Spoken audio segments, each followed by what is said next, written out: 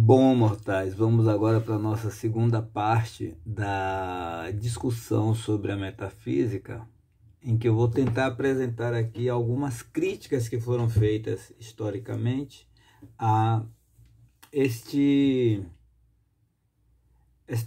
projeto, né? Esta ideia de que haveria ou de que há no interior das coisas um ser, né? Uma essência que só seria percebida então pela inteligência.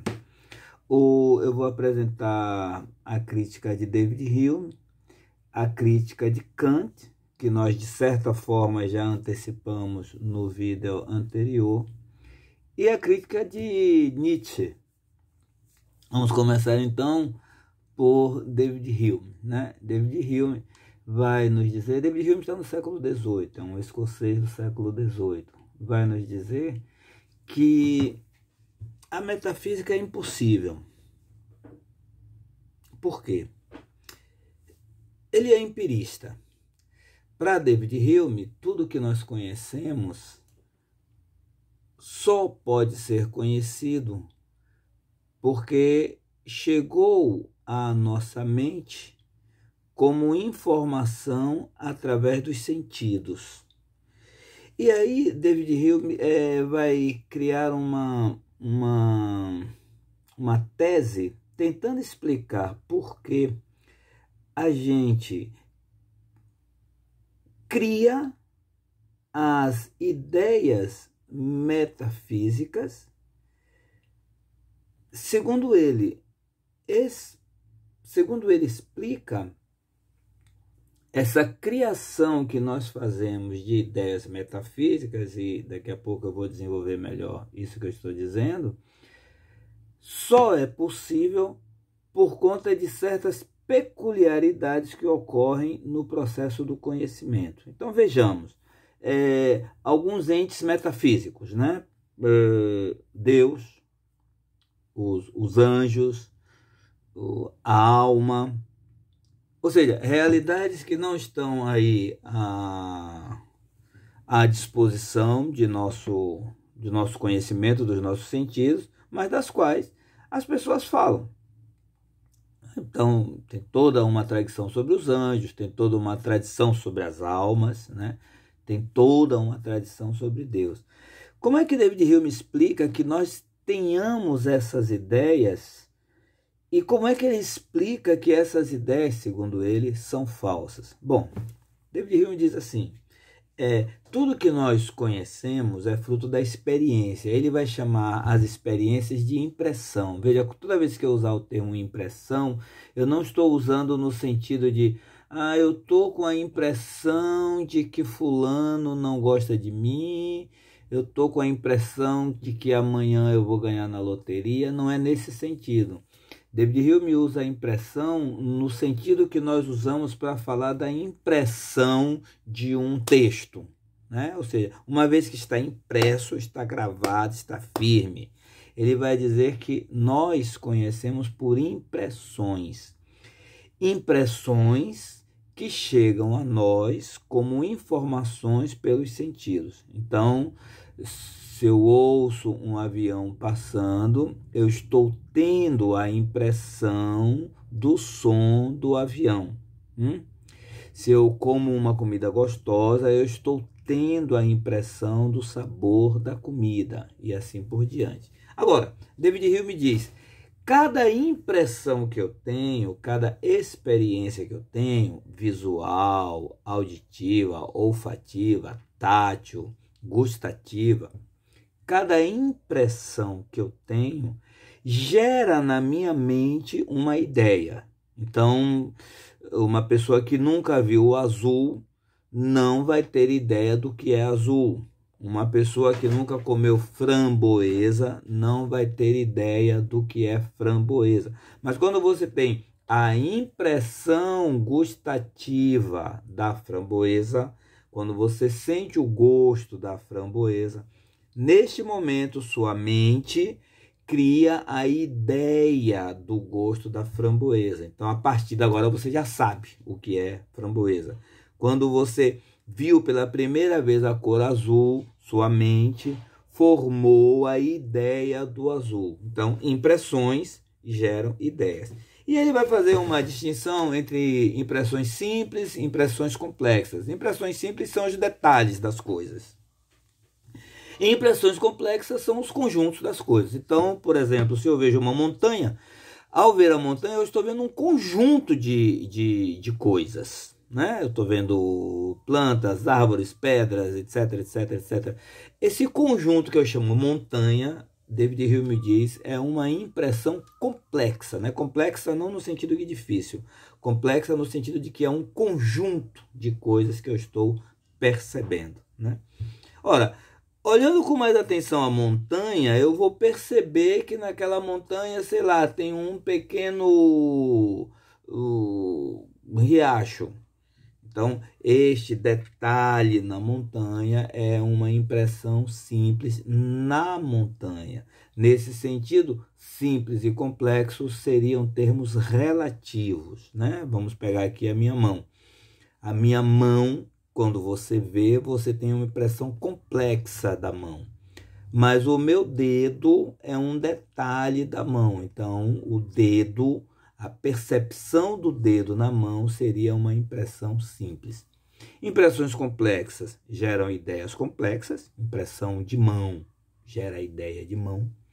Impressões simples geram ideias simples. Impressão de dedo gera ideia de dedo. Aí David Hume vai dizer o seguinte: na nossa mente, essas ideias vão se acumulando como numa espécie de arquivo, e quando nós, com a nossa memória, vamos à nossa mente, nós podemos pegar diversas ideias que nós tivemos de diversas impressões e rearrumá-las.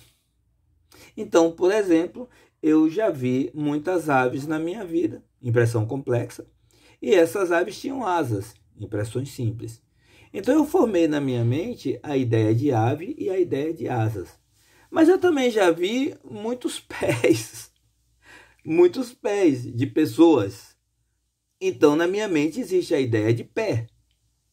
Ora, eu posso, por associação, juntar na minha mente a ideia de pé com a ideia de um par de asas, e assim eu tenho um pé voador, por exemplo. Veja, eu estou agora criando na minha mente uma ideia que parece ser de algo que eu nunca vi, mas na verdade essa ideia está sendo formada por duas coisas que eu já conhecia. Eu não preciso ver um pé voador para ter ideia de pé voando.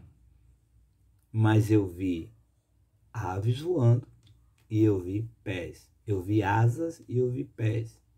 Isso me permite formar a ideia de pé voador. Anjo.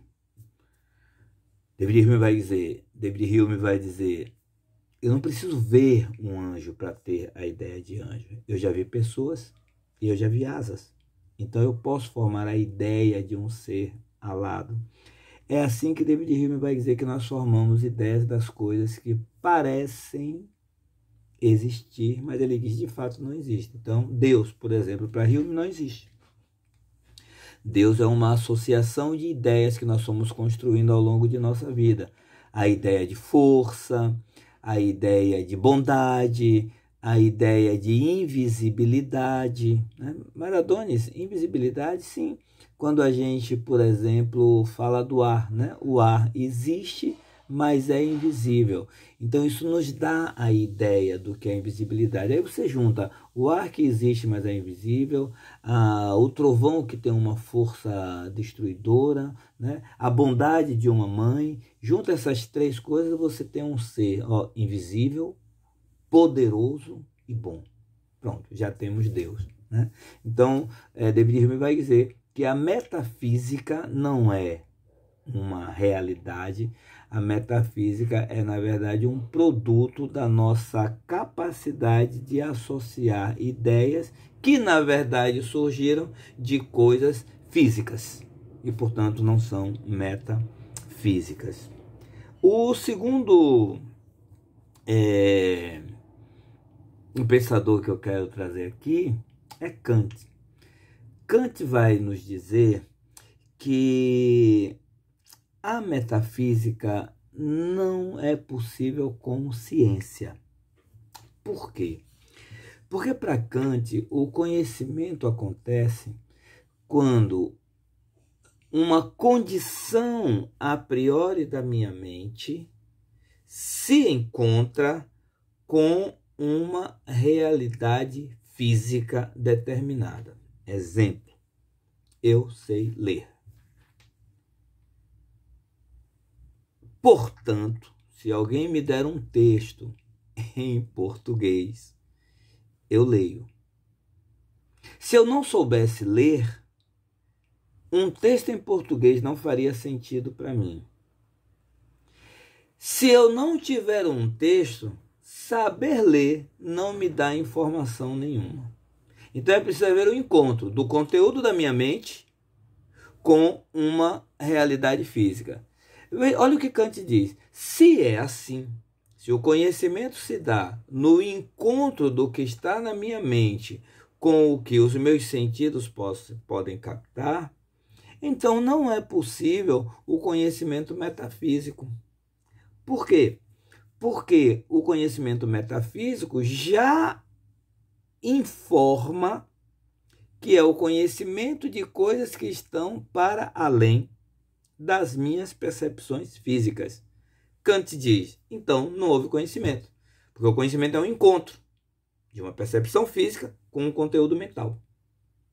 Então, se não há percepção física, Kant diz, não houve conhecimento metafísico. Mas o que seria então a metafísica, né? Além de ser uma gnosiologia, a gente viu no vídeo anterior. Kant disse que a metafísica seria o resultado de uma série de condições mentais que nós temos e que podem ser usadas na moral. E aí vai desenvolver toda uma ética, né? A ética do dever, né? Baseada nesse pressuposto metafísico. E o curioso é que quando Kant fala da ética do dever, ele lembra que para a moral você não pode ficar se atendo a exemplos práticos. Ou seja, o certo é o certo, não importa sob que condições, e o errado é o errado, não importa sob que condições.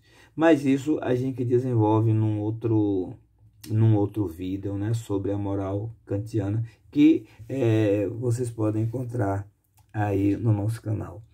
O terceiro pensador de que nós vamos falar aqui bem rapidinho é Nietzsche. Porque Nietzsche faz umas observações bastante interessantes sobre a metafísica, acusando Platão de ser o responsável por essa loucura de acreditar que há um além, né? E que esse além daria sentido à nossa existência, daria sentido ao mundo. Nietzsche vai dizer que a supervalorização que Platão fez desse mundo das ideias gera uma desvalorização deste mundo físico. E a desvalorização do mundo físico se caracteriza pela afirmação de que nada no mundo físico vale a pena. Nietzsche vai dizer, isso é niilismo. Olha que saque de gênio, né? Quando Platão cria o mundo das ideias, Platão cria as condições para desprezar esse mundo, que é a pior das viagens, segundo Nietzsche, né? Ele vai dizer que a negação do mundo real é o niilismo e que o niilismo é a outra face do platonismo. Como sair disso? Nietzsche diz, aceitar o mundo como ele é. O mundo é assim. E se você aceita o mundo como ele é, você sai do niilismo e sai do pessimismo, né? Para as pessoas que andam aí pensando que Nietzsche era um pessimista, né? Mortais, espero ter ajudado. Até a próxima. Beijo.